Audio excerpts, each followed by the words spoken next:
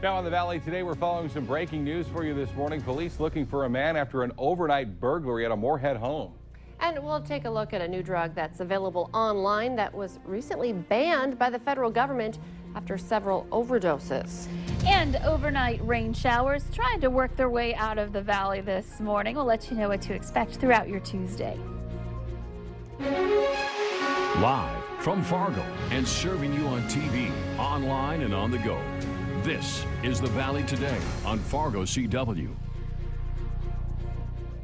Hi, everyone. Thanks for waking up with us. It's now just after 7 a.m. I'm Lisa Bedeau here with Kyle Bosch.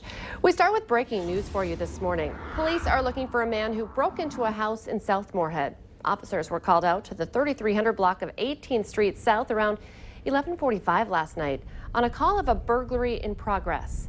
Someone in the home thought they heard someone also inside. Now, when police arrived, they say they saw a man running out the back door. They did set up a perimeter to search the area and even brought in a canine unit, but so far have not found the man. The description they've released is a black teenager wearing a yellow striped shirt and dark jeans.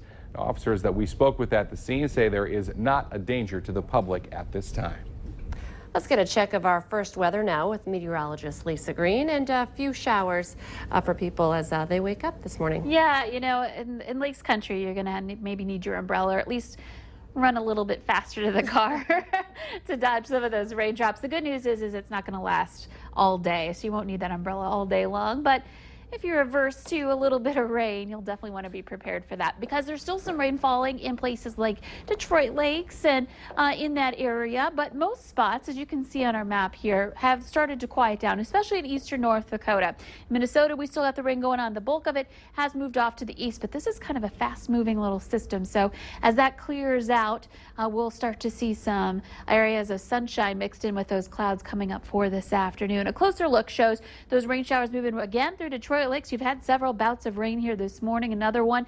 This may be your last one as this generally pushes eastward. Still seeing a couple of sprinkles stretching back toward southern parts of the Fargo-Moorhead metro, and then back up toward Park Rapids and Bemidji. You may be getting a couple of sprinkles in and around that area. Temperatures in the 40s right now. It is warm. 46 degrees in mid-November to start off the day in Fargo. That's doing really well. 43 degrees in Grand Forks. Some upper 30s in Wadena, back over to Thief River, or Fergus Falls rather, and Wahpeton. Thief River Falls, your temperature is 42, and it's 43 in Devil's Lake. Our wind speeds are up to 15 miles per hour, shifting from a southerly direction to a northwesterly direction. Here's your hour-by-hour forecast again this morning, starting off with some clouds and a couple of showers. Those will slowly work their way eastward. We'll get those clouds out of here by the noon hour, and everybody gets to see some sun. One area where we may be stuck with more clouds is up by Lake of the Woods, but generally speaking, a sunny day for a lot of people once we get into the afternoon hours. Temperatures ranging from that 50-degree mark to the mid-50s down in the Southern Valley, and again some sunny skies. Wind will be a little more northwesterly. We'll see it into the teens, and maybe at times this afternoon gusted to the 20-mile-per-hour range is possible. This evening around 7 o'clock we'll start to see those temperatures dip back into the 30s, and late tonight all of us hitting the 30s, but I think our temperatures are going to hold steady here in the forecast. So the next couple of days we'll see some 50s. 56 degrees your high today for Wednesday, 57 degrees, and a mix of some sun and clouds both days, and especially sunny coming up for this afternoon. More on our extended planner and our storm chances coming up in just a bit. Thank you, Lisa. Breaking this morning, a shelter-in-place order is now lifted after a chemical leak west of the Twin Cities. Yeah, the McLeod County Sheriff's Office says anhydrous ammonia was spilled in an area just north of Brownton, and people there were told to stay inside and keep their doors and windows closed. That order, however, was lifted right around 3 this morning. Dozens of people around the country have died from a new and powerful street drug that can easily be bought online for cheap. It's called Pink, and it's 8 times more powerful than morphine. Under an emergency order, Pink is now banned by federal law. The decision was made after multiple teenagers overdosed. After looking into it, we found the drug online for as little as $12. The DEA says they're working to stop these online sales.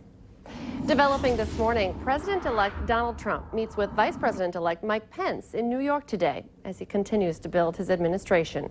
A campaign source tells CBS News former New York City Mayor Rudy Giuliani is the favorite to be Secretary of State. And despite backlash, Trump is standing by his decision to appoint right-wing media mogul Steve Bannon to the job of chief strategist, saying he's embraced diversity throughout his career. President Obama is in Greece today. The first stop is of his final overseas trip as commander-in-chief. At the top of his agenda, reassuring European allies that President-elect Trump is committed to NATO and the transatlantic alliance. The president will also travel to Germany and Peru during his 6-day tour. Minnesota Congressman Keith Ellison is now officially throwing his hat in the ring for chair of the Democratic National Committee. Ellison has drawn the support of outgoing Senate Minority Leader Harry Reid, as well as Senators Bernie Sanders and Chuck Schumer, among others. The vote for the DNC will take place in March of next year. Developing this morning, the U.S. Army Corps of Engineers has delayed the construction of the controversial Dakota Access Pipeline to hold further discussion and analysis with the Standing Rock Sioux tribe, which has vehemently opposed the project.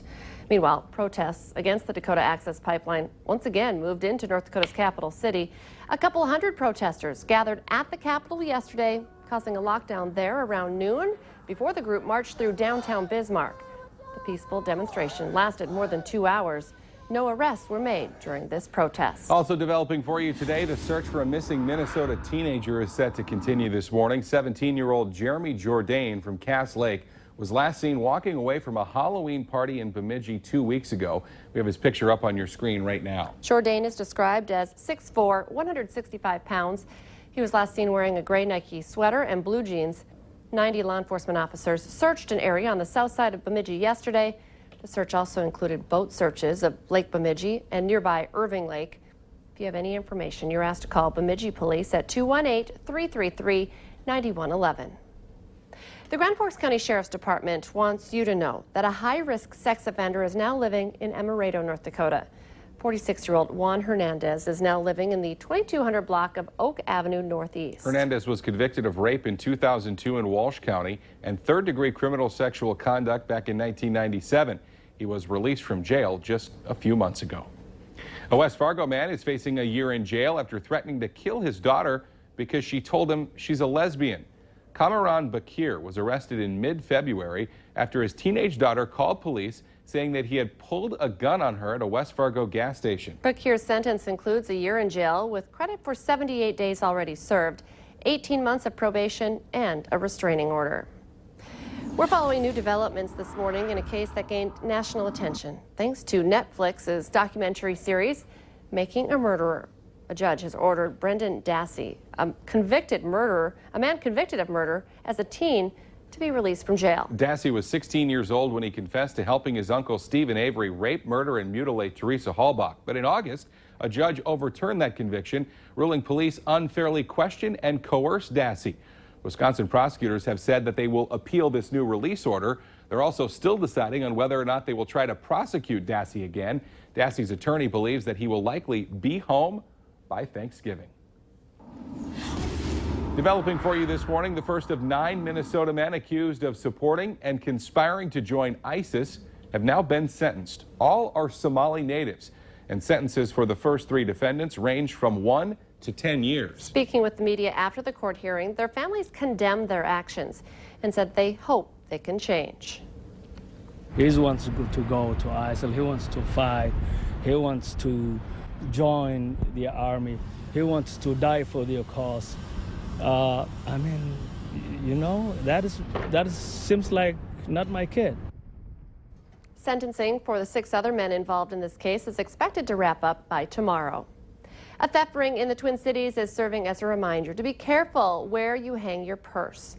Police say thieves are stealing them from the backs of chairs in crowded areas like malls. Now at West Acres in our area, our cameras found plenty of instances where women were sitting down for a bite to eat and just slinging the bag over the back of their chair. Most we talked with say it's really just a matter of convenience. I'm pretty conscious that it's there. I mean, I pay attention to kind of who walks behind me and stuff. It all depends upon where I'm sitting, whether or not I put it there. You know, if I was out in the middle of the food court, probably not. It would be on my lap, probably.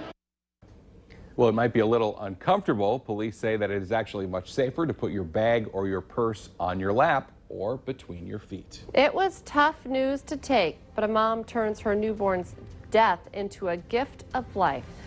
Coming up, one family's inspiring story.